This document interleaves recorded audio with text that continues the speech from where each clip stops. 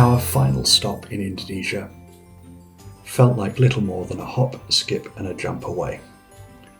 A little over 40 kilometres from Batu, and separated from Lombok by a channel approximately 1¼ kilometres wide, is Gili Air.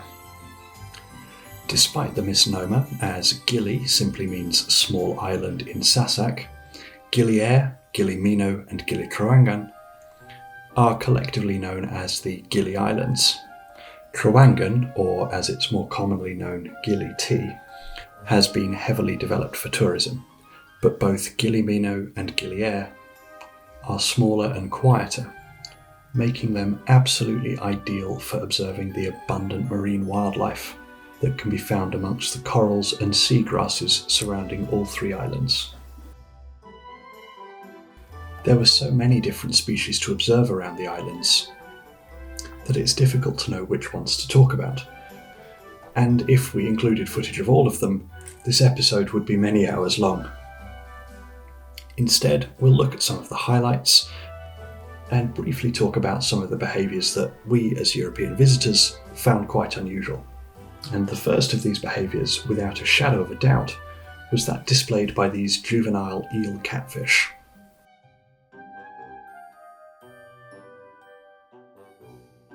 As the name suggests, they are catfish, but with a number of morphological adaptations, leaving their tails closely resembling those of eels. And the juveniles, shown here, form dense schools of up to 100 fish for protection whilst feeding. Much as it would have been nice to get closer, some species of eel catfish are venomous, with toxins that range from the excruciatingly painful for a couple of weeks to possibly lethal to humans.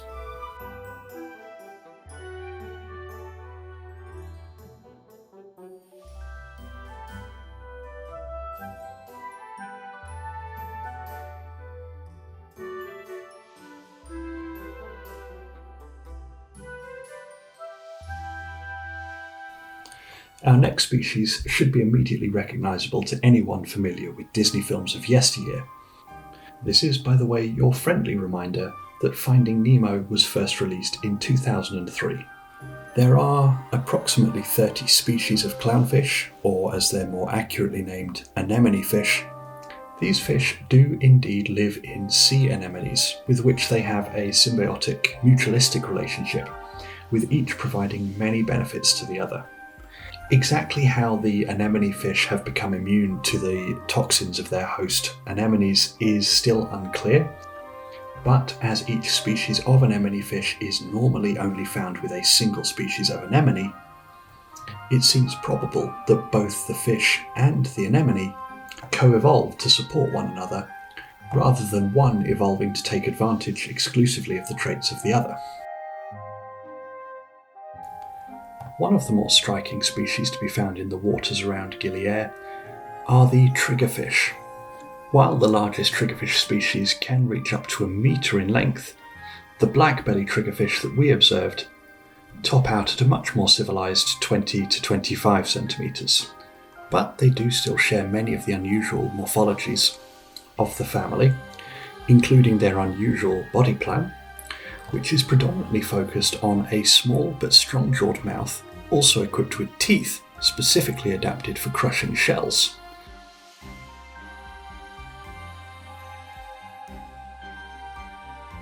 Our next spot, though, is probably one of the most misnamed in science, the peacock mantis shrimp, which is neither a peacock, a mantis, nor, strictly speaking, a shrimp. Mantis shrimps have a number of truly astonishing adaptations, but among their most notable are their ability to see wavelengths from the deep ultraviolet to the far red, far beyond humans, thanks to having up to 16 different types of photoreceptor cells in their eyes compared to a human's 3, and their ability, at less than 20 centimetres long, to punch with over 1,500 newtons of force.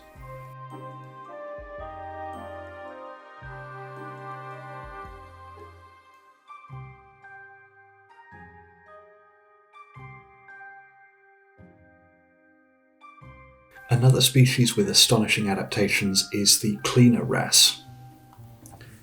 These fascinating little fish live in a cleaning symbiosis with larger, often predatory fish,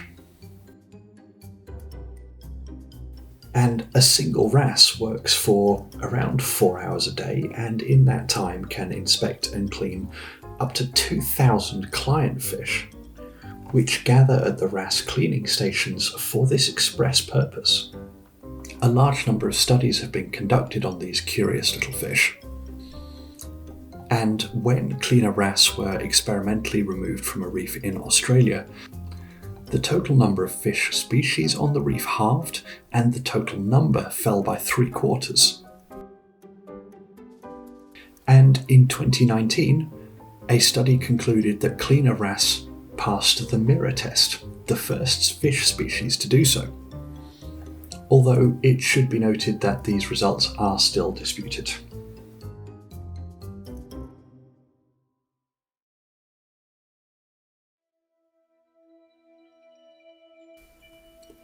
One of the reasons that the Gili Islands are so spectacularly popular with tourists and divers are the turtles that can be found in the crystal clear waters around the islands.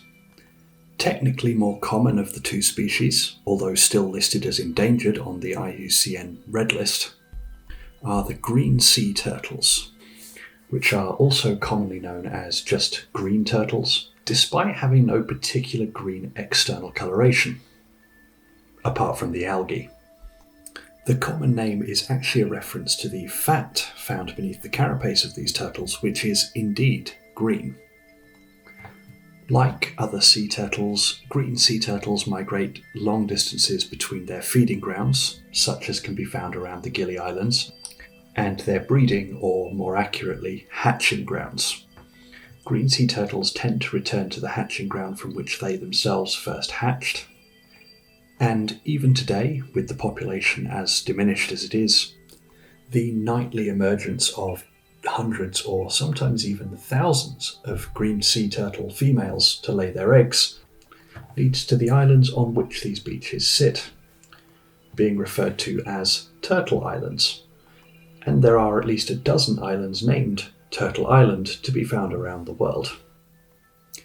Green sea turtles are currently listed as endangered almost exclusively as a result of human activity, as only the largest species of shark are capable of predating upon them, leaving humans as their only other meaningful predator.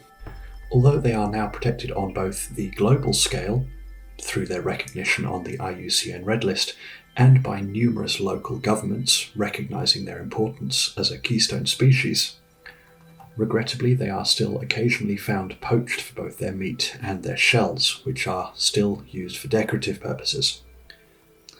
On top of this, as with so many other species, pollution and habitat loss are profound problems for them, and bycatch by poorly designed fishermen's nets also can cause massive or even fatal injuries to the individuals caught.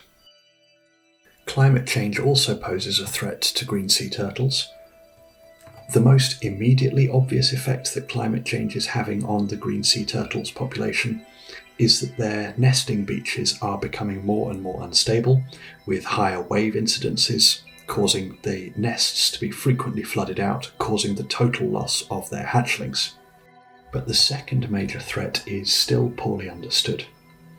As with many reptile species, the sex of a turtle hatchling is determined by the temperature at which it incubates. And with global temperatures on the rise, this is causing the distribution of males and females among hatchlings to shift, which, if temperature changes continue, may cause the breeding success of the species to drop to unsustainable levels.